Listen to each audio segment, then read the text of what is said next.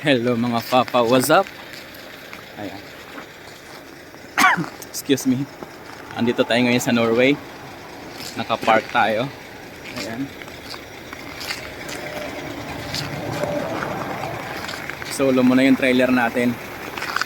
Kasi yung isa, iniwan natin doon sa kabilang company. Pinaakyat tayo ng Norway, doon sa taas ng Norway. Hindi kasi pwede doon yung dalawang trailer. Bawal. Kaya pinaakyat tayo dito. Solo trailer lang. Ngayon pababa na tayo. At bago tayo bumaba, gawa muna tayo ng content. Ayan, mga papa, ingat kayo. Ngayon, babalikan natin yung trailer natin. Kukunin natin yon para dalawa ulit mamaya. Yung truck natin, nasa kalagitnaan ng kalamigan. Dito tayo ngayon sa parking. Yan. May content ako. May content natin ngayon ay tungkol sa kung magkano nga ba ang nagastos ko. Magkano nga ba ang nagastos ko bago ako nakarating dito sa Europe. Ayan yung lugar natin ngayon. Ayan. Kulay puti ang paligid. Ayan, so let's go mga papa, let's go. So, ayun na nga mga papa, no? Dito tayo sa magandang view. Napapaligiran tayo ng snow. Kaya tayo gagamit ito kasi malamig ang panahon. Trip ko lang dito mag-content. Maganda ang view Yan. Ang weather dito ngayon sa Norway, dito sa Lavinge, Norway. Ano siya? Minus 25. Kape tayo mga papa.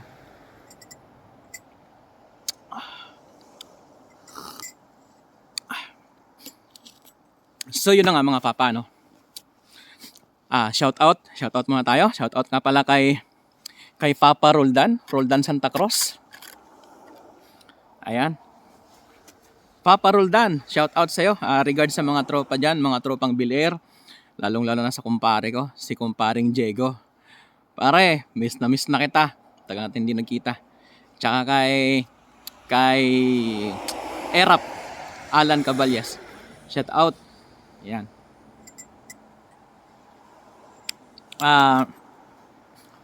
Pring Roldan, soon, nandito ka na rin sa Europe. Magkikita tayo dito. Tiwala lang.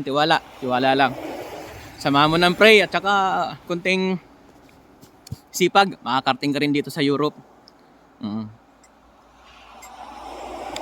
So yun na nga mga papa, no?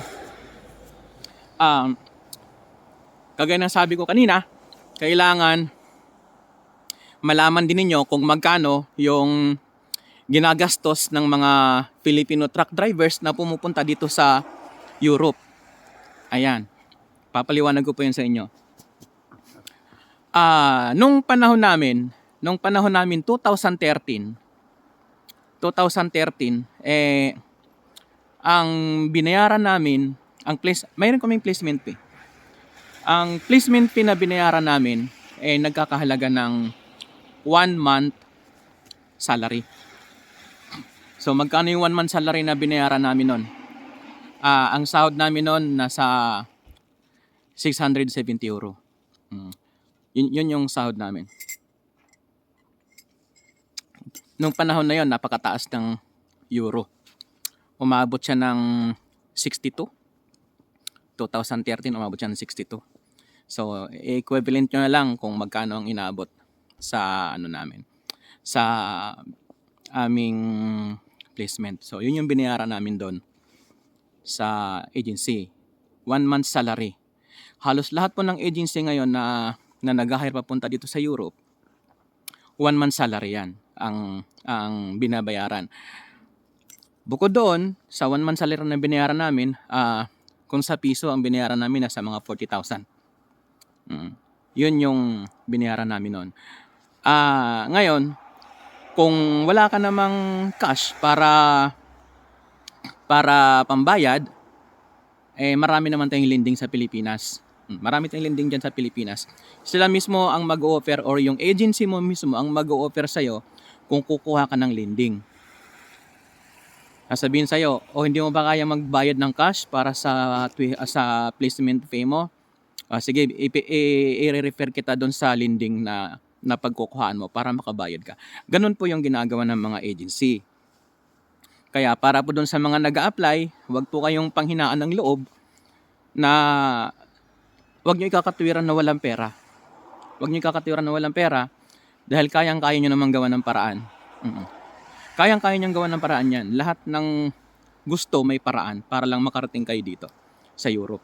Gano'n po 'yon. So, agency po mismo ang mag-o-offer sa'yo na kung gusto mo mag-lending, bibigyan ka niya, ire-refer ka.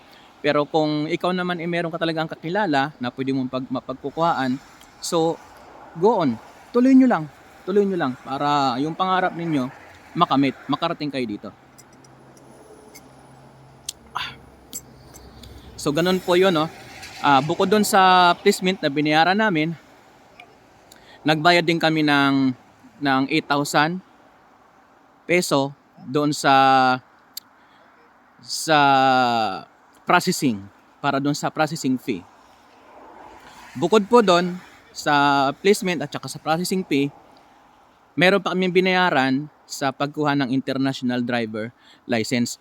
Although nung araw 2013 ang binayaran namin noon, 2.4 lang 'yon sa kada isang taon. Di ko lang sure kung magkano na ngayon ang international driver license na kinukuha diyan sa Pilipinas. Di ko na alam kung magkano na ngayon. So, bukod po doon, syempre, kailangan naka-ready po yung ating pamasahe, o kung may motor man o may sasakyan man, mga panggasolina, naka-ready po lagi yan para in case na ipatawag kayo ng agency na kailangan kayong interviewin, meron kayong kailangang i-submit pa ng mga dokumento, mas madali po kayong makakapunta. Kaya kailangan mag-prepare din po tayo ng pamasahe po natin. I-prepare po natin lagi yan. At syempre, higit sa lahat, yung gagastusin mo sa mga requirements at saka sa pagkain, kaya dapat ang tiyan laging busog. Ganun po yon. So ngayon, darating naman po tayo sa mga agency, ano? Nung panahon namin, isang agency pa lang ang nag-hire ng mga Filipino truck drivers dito sa Europe. So ganun po yung naging kalakaran nung panahon namin. Kaya kami nakarating dito. So sa ngayon po kasi, marami ng agency sa ngayon na wala ng placement fee. Hindi ko lang sure kung may processing fee, pero may mga agency na po ngayon na wala ng placement fee. Di ko lang po alam kung anong mga agency yan. So siguro meron naman po tayong Google ngayon. Pwede po kayong mag-search. May mga kakilala naman po kasi akong agency. Ayaw ko lang muna pong magbanggit ng mga ganong agency, ano? So i-search nyo na lang, or kaya i-PM nyo na lang po ako kung anong agency na pwede ninyong lapitan. So ganun po yun, ano? May mga agency na hindi tumatanggap ng placement fee. Nising ko, wala kang babayaran. Ang gagastusin mo lang ay yung paglakad ng mga requirements mo, at saka yung pamasahe mo, at saka pangkain or panggasolina mo. Yun lang ang gagastusin mo. Marami po tayong agency ngayon dyan sa Pilipinas na nag-hire dito ng mga truck drivers papunta dito sa Europe na walang placement fee. So, mayroon din naman tayong mga agency na ewan ko ba, hindi natin maintindihan kung anong meron sila. Kung bakit kung managa sila ganun-ganun na lang. Merong mga agency na pinakamababang sinisingil ngayon ay 100,000. Yung iba nga nababalitaan ko umaabot pa ng 300,000 something. So masyadong pananaga na po 'yon, no? Masyadong pananaga. Sana lang yung mga ganong agency wag naman sana. Kasi hindi ho kasi ninyo alam, shout out sa mga ganong agency, ano? Hindi ho kasi ninyo alam na yung aplikante ninyo hindi ninyo alam kung saan pa nila kinukuha yung kanilang ipapamasahe. Hindi niyo alam kung saan nila kinukuha yung kanilang ipangkakain habang sila po ay nag-a-apply. So, sana kayong mga ganong agency na nananaga ng mga aplikante, sana intindihin nyo din kung anong hirap ng aplikante bago pa makamit yung kanyang pangarap na makarating dito sa Europe. So, ganun po yon mga papa. Higop na tayo ng kape. Ayan. napapaligiran tayo ng snow. Ayan. Napapaligiran tayo. Yan yung truck natin. So, ganun yun mga papa, no? Yun yung maititip ko sa inyo na i-search nyo lang yung agency. Marami ng agency ngayon sa Pilipinas na nag-hire dito sa Europe.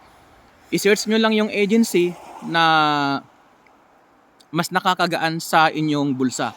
Kasi nung panahon namin, yung 40,000 na hinihingi sa amin nung araw, 1 month salary namin yon, year 2013, nung panahon na yon, syempre mabigat sa bulsa.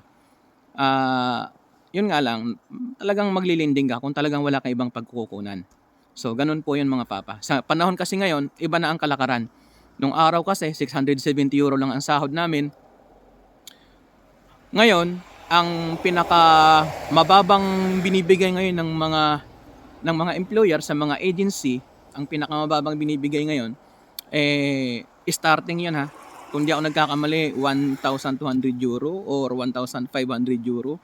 Meron pang mas mataas pa kaysa doon.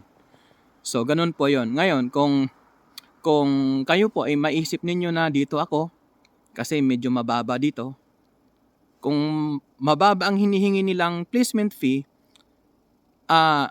pinapantay lang po nila yon doon sa kanilang sinasahod.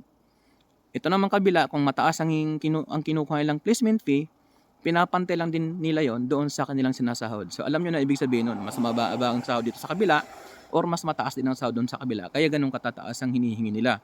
Although worth it talaga pag nandito ka na.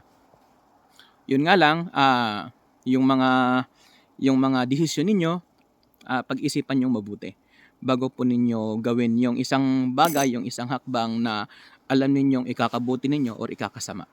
So, yun lang mga papa, no? So, God bless.